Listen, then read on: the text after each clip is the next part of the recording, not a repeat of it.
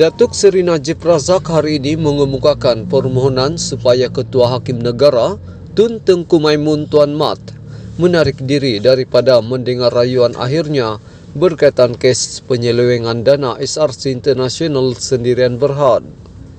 Peguam Hisham T. Potek yang mewakili bekas Perdana Menteri itu memberitahu Mahkamah Persekutuan bahawa pasukan pembelaan telah memfailkan permohonan supaya Hakim nombor 1 negara itu menarik diri daripada mendengar rayuan tersebut lewat malam tadi.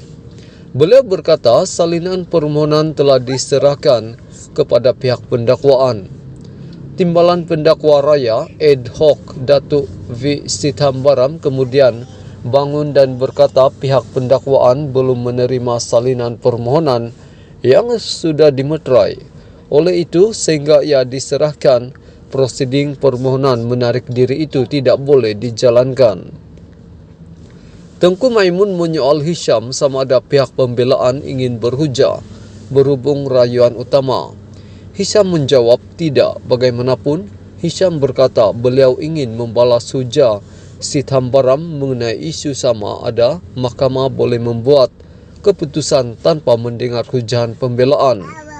Tengku Maimun kemudian mengarahkan peguam itu agar menjawab hujah Sithambaram terlebih dahulu.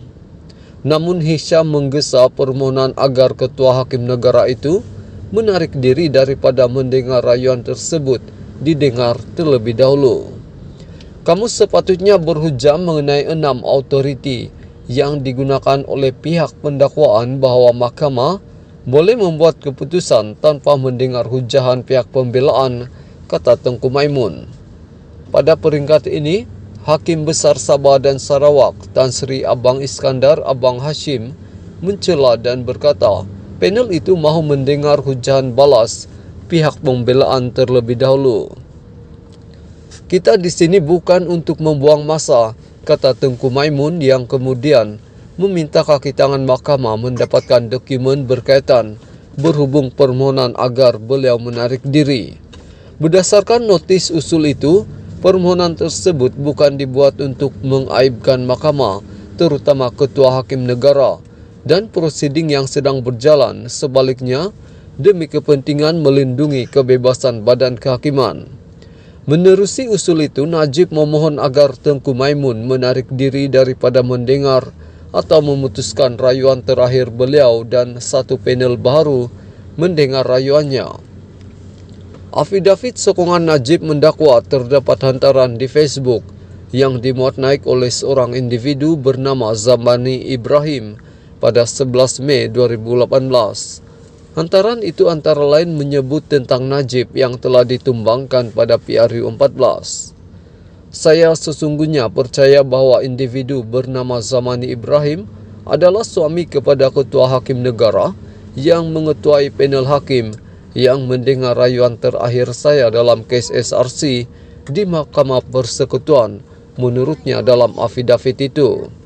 Najib berkata perkembangan baru itu amat membimbangkan dan mengambil kira fakta bahawa Zamani secara jelas mempunyai pandangan yang negatif terhadap kepimpinan beliau di negara ini sebagai Perdana Menteri dan telah menyimpulkan bahawa beliau menyalur keluar dana-dana harta negara ke dalam akaun peribadinya. Beliau juga berkata, Zamani sebagai suami pengerusi panel hakim yang mendengar rayuan itu mungkin mempengaruhi pemikiran Tengku Maimun terhadap tuduhan atas kebersalahannya. Saya selanjutnya menyatakan bahawa oleh kerana sifat hubungan suami isteri mereka adalah berkemungkinan bahawa pemikiran pengerusi yang bijaksana mungkin telah terkesan tanpa disedari olehnya melalui sentimen-sentimen suami yang amat arif Ketua Hakim terhadap saya. Malah saya sesungguhnya percaya bahawa sekiranya mahkamah yang mulia ini memutuskan bertentangan saya di mana yang dipengerusikan oleh yang amat arif Ketua Hakim, pemerhati, termaklum dan berfikiran adil, akan berpendapat yang sama terhadap isu-isu yang dibangkitkan di atas, katanya.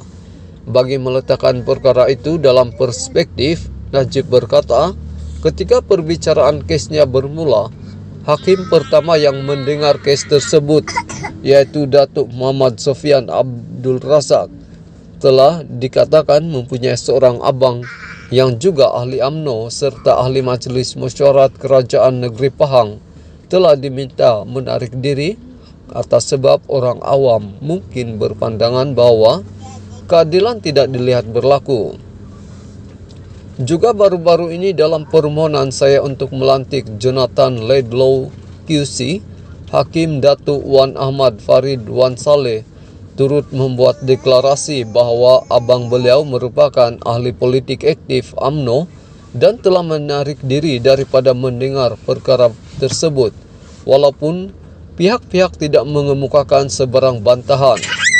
Oleh itu, mahkamah ini yang merupakan Mahkamah Agung Negara ini juga harus mematuhi standard tinggi yang telah digunapakai oleh Hakim Mahkamah Tinggi. Begitu juga yang Ahmad Arif Ketua Hakim harus dipertanggungjawabkan ke atas beban yang sama seperti mana yang telah dicadangkan oleh Majlis Peguam, dan ini menyokong penegasan saya bahawa terdapat bahaya sebenar berat sebelah yang berlaku, kata bekas Perdana Menteri itu.